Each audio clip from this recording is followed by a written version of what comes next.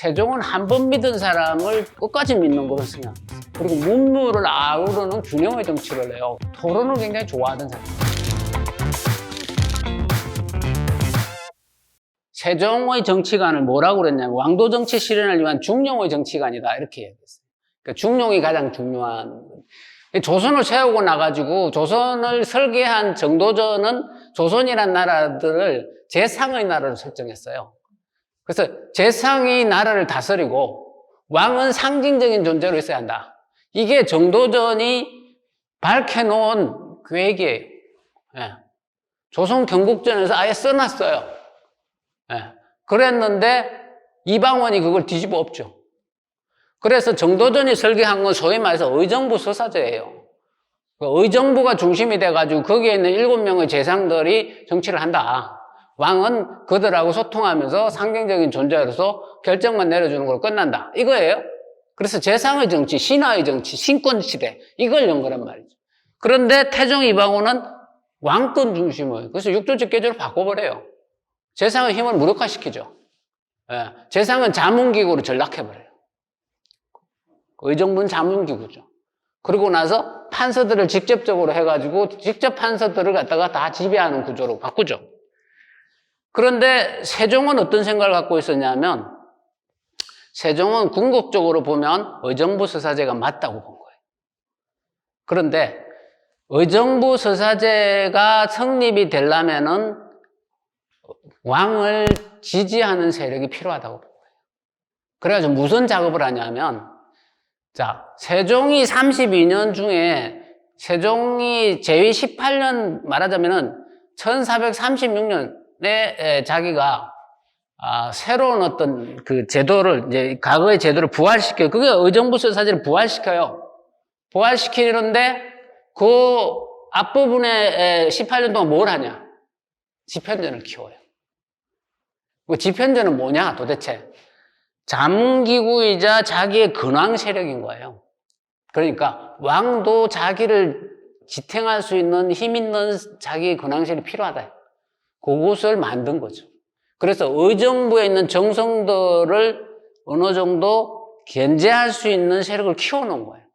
그 다음에 의정부 정치를 시키는 거죠. 이게 중용의 정치다 이거죠. 이게 단순하게 정도전이 말했던 재상의 정치만 아닌 거예요. 그래서 조선시대를 통틀어가지고 소위 말해서 정성의 시대, 재상의 시대가 존재했던 시대는 세종 때뿐이에요. 세종 때 끝나고 나면 재상의 정치는 사라져요. 세종 끝나고 나가지고 문종 지나가지고 세조 때 되면은 세조는 철저하게 척권 정치를 하죠. 지하고 같이 난 이렇게 했던 놈들하고 신석준이 뭐 한명현이 이런 놈들하고 정치하잖아요. 예. 그 재상의 정치가 아니죠. 더군다나 그 뒤에는 또 어떤 정치를 하냐 하면 원상 정치를 해요. 말하자면 성정원이란 비서실에 아예 재상들이 들어와 있는 게 원상이에요. 그러니까 비서실을 누가? 정성이 장악하게 만들어 놓은 거죠. 그게 성종이 어릴 때 했던 정치예요. 왕이 약하니까 정성들의, 자기 공신들의 그 세력을 받으라 이거죠. 그것을 벗어나기 위해서 성종이 끊임없이 발버둥쳐서 만들어 놓은 게 뭐냐면 사림들을 끌어들이는 사림의 정치였어요. 예. 그 이제 집현전 비슷한 걸 끌어들인 거죠.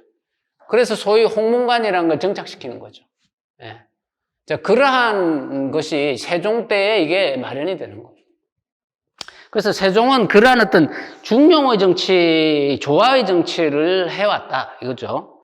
그 다음에는 세종은 한 번 믿은 사람을 끝까지 믿는 그런 성향이 있어요.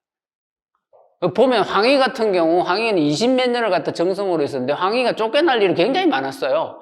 우리는 옛날에는 어릴 때는 황희를 갖다 청병리라고 배웠잖아요. 황희는 전혀 청병리가 아니에요. 욕심 싸나운 인간이에요. 뿐만 아니고 그러니까 나라의 땅을 지 땅으로 만들어가지고 하다가 탄핵받아가지고 그런 자기 아들 땅으로 바꿔놔요. 나라의 그 둔전이라 그래가지고 병력을 위해서 있는 밭이에요. 그걸 자기 걸로 바꿔놓지를 않나. 예. 그 다음에는 부정 청탁도 많이 받았어요. 뇌물도 많이 받고 그걸로 인해가지고 탄핵 엄청나게 당하는데도 불구하고 심지어는 살인사건을 갖다 조작해가지고 자기 사위가 살인을 저지르는데 그 사위 종한테 뒤집어 세우고 자기 사위는 빠져나오고 하려다가 세종한테 딱 걸려가지고 다 들키죠. 예. 그런 사건도 일으켜요. 그게 그 당시 행조판서인 서선이라는 사람이 황희하고 이게 사돈지간이거든요. 근데 서선의 아들, 이 서달이 그런 일을 벌인 거죠. 어쨌든 이런 사람을 끝까지 데리고 있는데 보면 그 소위 말해서 원로라는 제도를 가장 잘 활용했어요. 그 당시에는 나이 70 넘으면 이제 고위가 지나면은 정치에 손 떼거든요. 근데 이게 몇 번이나 세종한테 나 정치 그만하겠다고 그러는데 세종시들의 정성을 했던 대다수의 사람들은 유관이라든지 명사성이라든지 그 다음에는 황이라든지 전부 70 넘어서 다 정치했어요. 예. 그 사람들을 일종의 나라의 원로로 쓰면서 하나의 어떤 자문 역할도 하고 바람막이로도 쓰고 한 거예요. 예. 그러면서 이제 소위 말해서 젊은 사람들의 어떠한 그러한 반발이라든지 이런 것들을 이 사람들로 하여금 좀 잠재우게 만드는 이런 역할을 하고, 그 다음에는 또 한편으로서는 그 소위 말해서 이 신하들 중에 그 근신들의 그 어떤 세력들의 힘을 약화시키는 이런 역할을 시키죠. 그리고 한편에서는 집현전에서 젊은 학자들을 키워가지고 그 학자들을 통해서 자기의 어떤 그 근황 세력들을 키워내는, 그리고 그걸 통해서 학문을 발전시키고 문화를 발전시키고 새로운 것들을 만들어내고 그리고 새로운 정책을 만들고 뭐 이런 거죠. 이 세종이라는 사람이 보면 철저하게 보면 뭐 좀 잘못을 좀 해도 덮어주는 그런 의리가 굉장히 강한 사람이었다. 그리고 토론을 굉장히 좋아하던 사람이에요. 토론 뭔 일이 있으면 논해서 보고해라. 토론해보라. 그렇게 해서 토론시키고 해도 그거 가만히 듣고 있다가 자기가 결정 내려요. 예. 충분히 청취하고 의견을 충분히 받고 그리고 충분히 논쟁하게 만든다. 그 입을 막으면 안 된다는 거예요. 이 정치는 입을 막으면 안 된다. 근본적으로. 그래서 세종은 그게 항상 열려 있었던 사람이다. 토론의 정치를 열심히 했다 이 말이죠. 그리고 문무를 아우르는 균형의 정치를 해요. 가만히 보면 김종선은 16살에 문과 합격해가지고 말이죠. 성정원의 성지로 있던 사람이에요. 이 사람이 그런데 무인 집안의 아들이에요. 그래서 뭐 키도 남한테 쪼만하고 이런 사람인데, 그런데 이 무인 집안에 자라가지고 제법 이래 무술도 하고 기계가 대단했던 사람이에요. 그러니까 이 사람이 그런 기질이 있으니까, 그리고 어릴 때부터 병소도 많이 익혔고, 그러니까 이 사람을 갖다 문관인데 북방으로 보내요. 원래 관찰사 임기는 1년이에요. 근데 그 사람을 갖다가 거기에 6년, 7년 놔둬요. 그래가지고 이 김종서가 그냥 어떻게든 서울로 돌아오려고 별 야단을 다 하는데, 환관을 보내고 자기의 성정원에 저기 주소를 보내고 해가 달래요. 그렇게 해서 육진을 개척한 거예요. 그렇게 해서. 예. 그리고 무관들 중에서도 능력이 있는 사람은 정성을 시켜요. 그래서 이 문무를 아우르는 이런 중용의 정치를 하고, 과거 제도에 있어서 그 전에는 보면 무관을 뽑을 때는 문과 시험을 안 봤단 말이에요. 근데 세종 때 문과 시험을 도입해요. 그래서 사설을 보게 돼요. 예. 뿐만 아니고 병서들을 갖다가 소위 말해서 그 전에는 이 12개의 그 어떤 무술만 봤는데, 그때부터는 이제 병약에 대한 병약서들을 다 시험을 쳐요.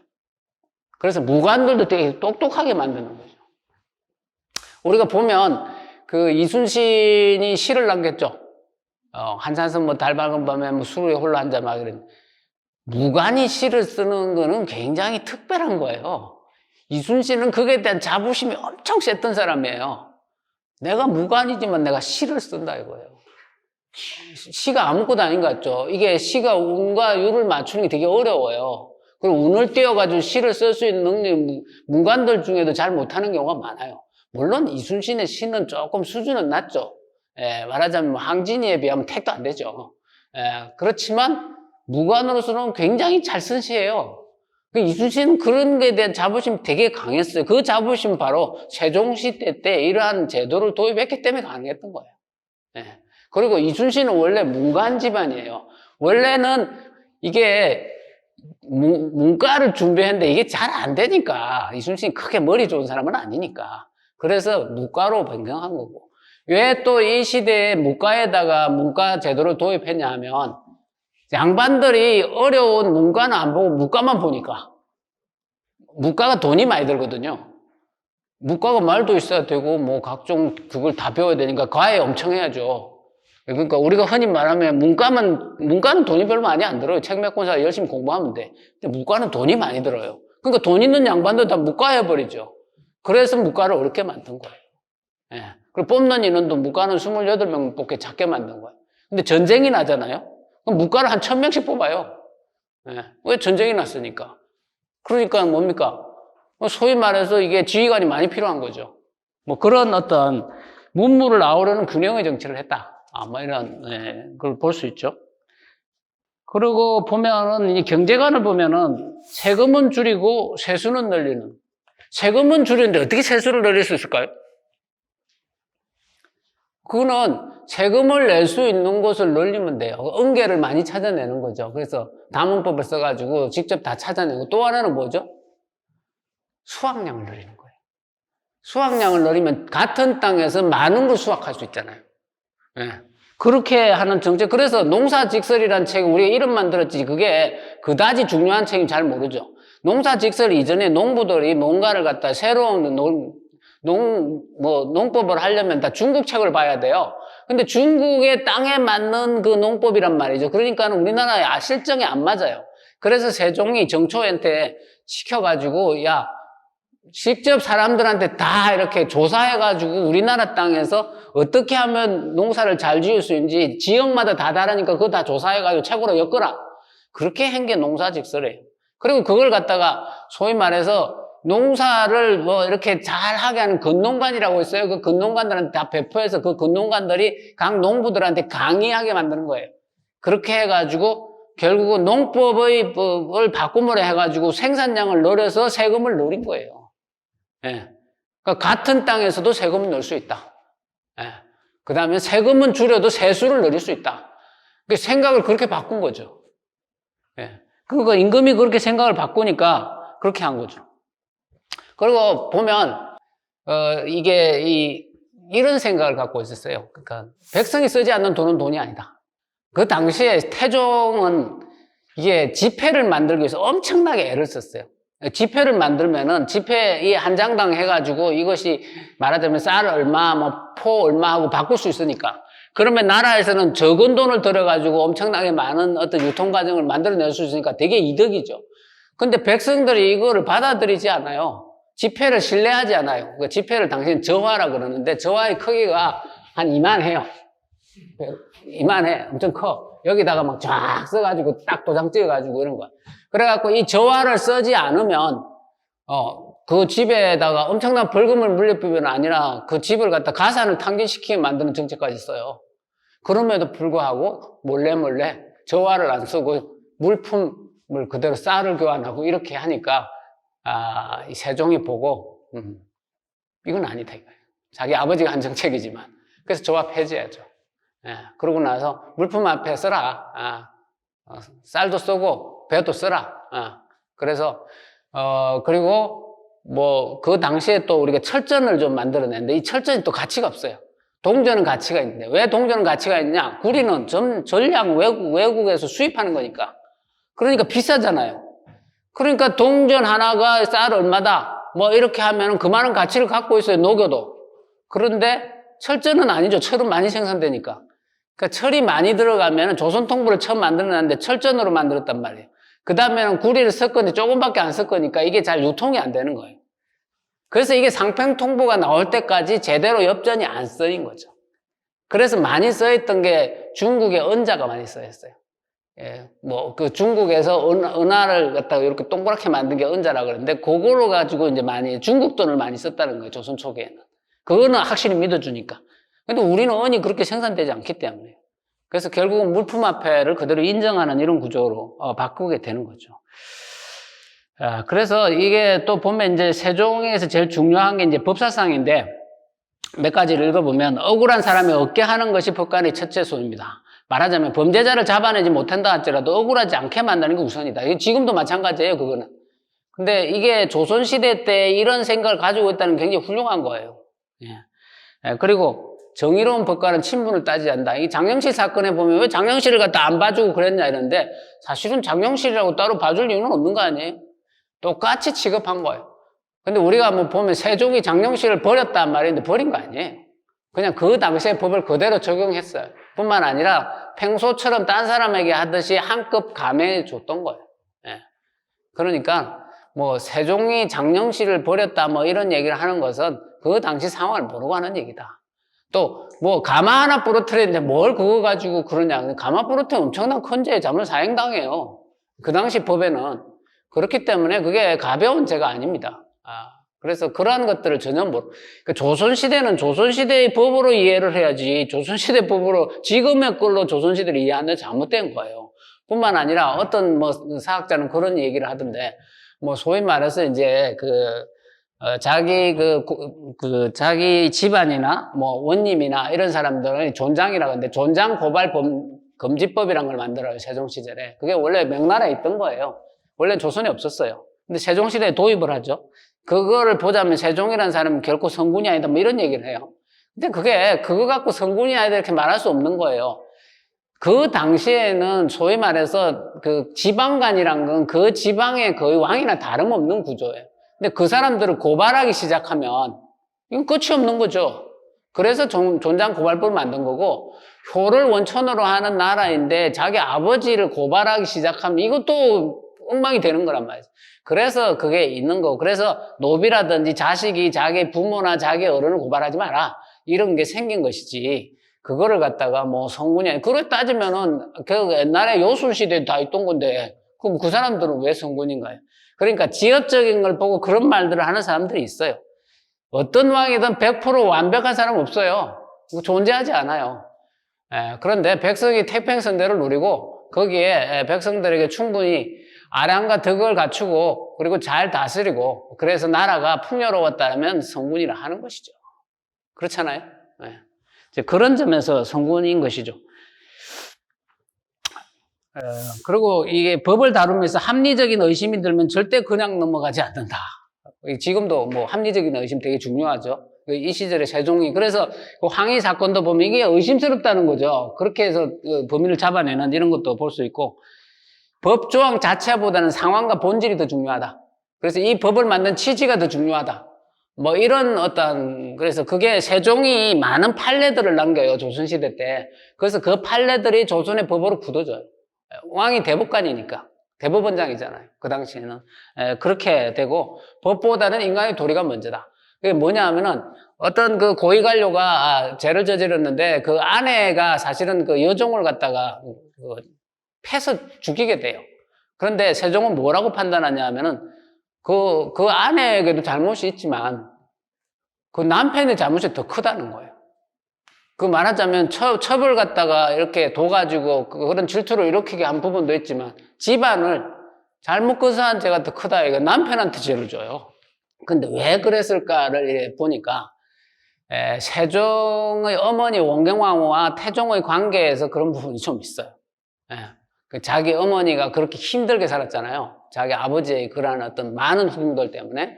그래서 그러한 부분들을 많이 참작한 것 같아요. 그래서 그거는 말은 안 하지만 그거는 태종인 자기 아버지가 잘못한 거다라고 생각한 거죠. 평생에 자기의 그 울분이 됐던 일이에요. 그걸로 인해 가지고 자기 어머니 원경왕후는 얼마나 많이 아팠어요. 고통스러워하고. 그리고 그 왕비를 갖다가 대나무로 이렇게 해가지고 출입도 금지시키고 그 안에 있는 황관이니 뭐 궁녀들이 다 뺏어버리고 이렇게 하거든요. 의리가 없는 인간이죠. 태종이라는 인간은. 의리가 기본적으로 사람이라는 건 사람다움이 우선이지 아무리 왕이라 하더라도 그리고 인성이 먼저예요. 세종은 그러한 부분들을 갖추고 있는 왕이에요. 근데 태종은 그런 놈 못 된다는 거죠. 태종을 너무 까나? 하여튼 그렇다는 얘기입니다. 그렇게 해서 이게 세종의 어떠한 정치에 대한 부분들을 제가 얘기를 했고, 세종을 이야기하자면 사실은 빼놓을 수 없는 거는 역시 훈민정음의 창제죠. 세종의 모든 업적보다 더 뛰어난 거예요, 이 하나가. 그리고 훈민정음을 창제한 이유가 뭐냐 하면은 백성이 제대로 법도 모르고 죄를 짓는다 이거예요. 그래가지고 처음에는 이도를 만들어가지고 법전을 퍼뜨리려 했는데 이 이도도 어려우니까 결국은 누구나 알 수 있는 쉬운 글자를 만들어가지고 법전을 퍼뜨려요. 그게 훈민정음이에요. 오늘날 우리가 그 혜택을 받는 것이고, 그리고 세계에서 가장 과학적인 문자로 우리가 살고 있는 것이죠. 그런 측면에서 까막눈에서 해방된다는 게 얼마나 대단한 일입니까? 그런 측면에서 아주 이 한글의 창제는 세종이 가장 위대한 일이었다. 오늘 마지막 강의 여기에서 끝내겠습니다.